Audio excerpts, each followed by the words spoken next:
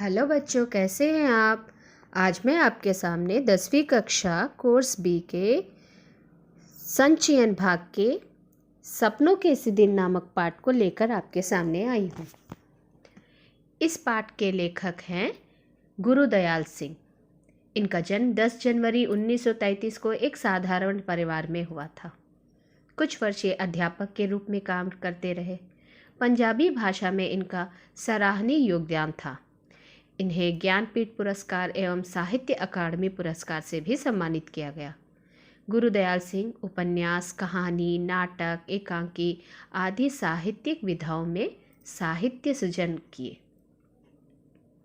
तो चलिए पाठ के बारे में जान लेते हैं। यह पाठ पंजाबी लेखक गुरुदयाल सिंह की एक आत्मकथा का अंश है।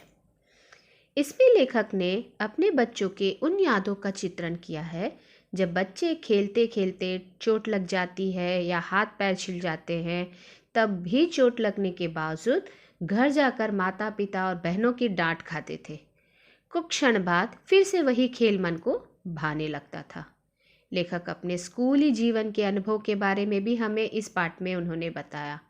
वे बताते हैं कि उनके लिए स्कूल का वातावरण जो था वो इतना डरावना था कि उन्हें स्कूल जाना अच्छा ही नहीं लगता था।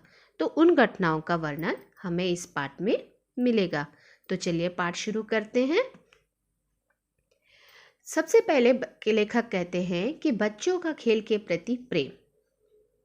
कहानी सपनों के इसी दिन में गुरुदयाल अपने बचपन का एक स्मरण करते हुए कहते हैं, वो अपने स्कूल के दिनों को याद करते हैं। बचपन में सभी बच्चों का एक जैसा हाल होता है। वह ऐसे गांव से थे जहां कुछ ही लड़की पढ़ाई में रुचि रखते थे। कई बच्चे तो स्कूल भी नहीं जाते थे और कुछ तो बीच में ही पढ़ाई छोड़ दिए। कभी उनके माता पिता ने भी स्कूल जाने के लिए उन्हें कोई फोर्स नहीं किया था। तो ये बच्चे छोटी छोटी गलियों में हमेशा खेलते कूदते रहते थे। इनको कभी कभी कई बार चोट भी लग जाती थी, फिर भी कभी भी खेल के प्रति इनका लगाव कम नहीं हुआ। लेखक कहते हैं कि बच्चों को इतना खेल क्यों पसंद है उन्हें, जब वो बड़े हुए और जब उन्होंने बाल मनोविज्ञान पढ़ा तब वो ये इस बात को समझ सके थे। लेखक अपने बचपन के बारे में कहते हुए कहते हैं कि जब स्कूल की छुट्टियां होती थी वैसे तो अपनी माँ के साथ ननिहाल चले जाते थे, पर जिस वर्ष वो ननिहाल नहीं जाते उस वर्ष वह अपने ही गांव के तालाब पर जाया करते, जहाँ कभी पानी में कूदते, कभी रेत के टीले पर चढ़ते। इन शरारतों में कब सुबह से शाम हो जाती थी पता ही नहीं चलता था। पूरे साल में सिर्फ 1-2 महीने ही पढ़ाई होती थी और लंबा अवकाश होता था। छुट्टियों में वे गृह कार्य न कर पाने की वजह से खेलने में अब थोड़ा संकोच होने लगता था।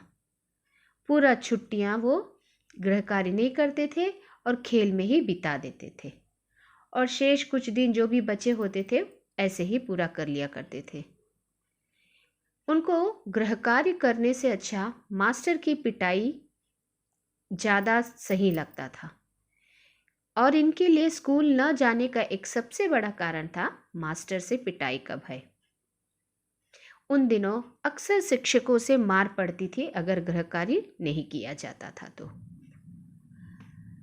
लेखक अपने विद्यालय के बारे में कहते हुए बताते हैं कि उनका स्कूल बहुत छोटा था। उसमें केवल 9 कमरे थे और पहला कमरा हेडमास्टर मदन मोहन शर्मा जी का था। जब स्कूल की प्रार्थना के समय वह बाहर आते तो अनुशासन में खड़े छात्रों को देखकर बहुत खुश होते थे। मदन मोहन शर्मा जी बहुत ही सहृदय और स्वभाव के बहुत सरल थे। वे 5वीं कक्षा और 8वीं कक्षा को अंग्रेजी पढ़ाते थे। लेखक कहते हैं कि बचपन में स्कूल कभी भी खुशी से जाने की जगह नहीं थी, क्योंकि उनके मन में स्कूल के प्रति हमेशा एक डर सा रहा करता था। कई बच्चों तो स्कूल जाने के डर से किताबों को तालाब में भी फेंक देते थे।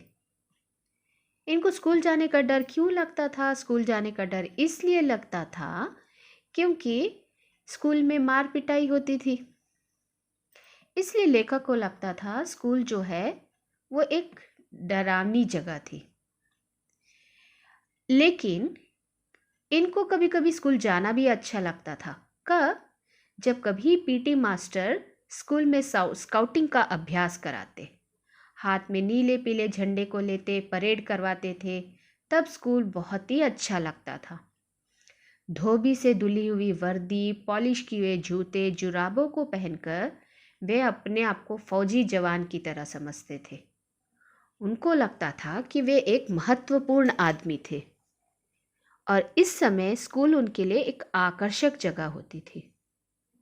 स्कूल में स्काउट का अभ्यास करते समय पीटी मास्टर किसी भी बच्चे की जरा से भी गलती बर्दाश्त नहीं कर पाते थे, और जब बच्चे कोई गलती नहीं करते तो पीटी मास्टर खुश हो जाते और बच्चों को शाबाशी देते। अत्यधिक कठोर और अनुशासन प्रिय मास्टर साहब जब किसी बच्चों को शाबाशी देते तो बच्चों में तो अत्यधिक उत्साह हो जाता था और उनको लगता था कि उन्होंने बहुत बड़ा काम किया। अन्यथा पीटी मास्टर कभी शाबाशी नहीं देते थे। इनकी शाबाशी बच्चों को फौज में मिली तमगा जैसा लगती थी, तो बच्चे सारे जितना अच्छा हो सके उतना परेड बहुत अच्छी तरह कर पाते थे। तो चलिए ये पीटी मास्टर कौन है देखते हैं। पीटी मास्टर मास्टर प्रीतम चंद जो थे। मास्टर प्रीतम चंद जो खेल के अध्यापक थे वे स्वभाव से बहुत कठोर थे। गठीला चेहरा, घटीला शरीर, चेहरे पर दाग, बाज सी आंखें, चमड़े के जूते, लोगों का ध्यान उनकी ओर खींचा चला जाता था। वह बच्चों को भी सजा देते थे। लेखक जब चौथी कक्षा में थे तो उन्हें अच्छी से याद है मास्टर प्रीतम चंद उनको फारसी पढ़ाते थे। एक बार उन्होंने पूरे कक्षा को गृहकार्य दिया। कक्षा के किसी भी बच्चे ने वह गृहकार्य पूरा नहीं किया। तब उन्होंने सारे लड़कों को मुर्गा बना दिया। उसी समय वहां से हेडमास्टर जी गुजर रहे थे। जब उन्होंने देखा कि सारे बच्चे को सजा मिल रही है तो उन्हें बहुत गुस्सा आया। उन्होंने तुरंत शिक्षा विभाग से पीटी मास्टर जी की शिकायत कर दी और मास्टर प्रीतम चंद को मुअत्तल कर दिया गया। उसके बाद पीटी मास्टर कभी स्कूल नहीं आए। लेकिन लेखक कहते हैं कि जब भी फारसी की पीरियड होती थी, घंटी बजती थी, तो बच्चों के दिल में एक डर सा बैठ गया था, क्योंकि मास्टर जी बहुत ही सख्त थे। तो लेखक यह भी कहते हैं कि जो मास्टर स्कूल में इतने सख्त थे वे बाहर अपने तोता को बादाम का छिलका उतार करके खिलाते हैं। उनका यह व्यवहार स्कूल के कठोरतापूर्ण व्यवहार से बिल्कुल अलग था। यह सब देखकर लेखक गुरुदयाल सिंह जी को बहुत हैरानी हुई।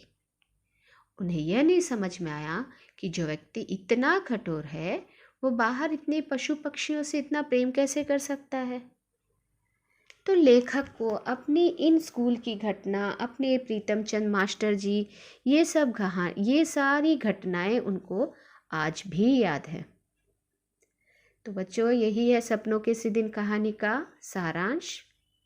आपको कैसे लगा सारांश ज़रूर बताइएगा कमेंट करके। लाइक करिए, शेयर करिए और सब्सक्राइब ज़रूर करिएगा। धन्यवाद।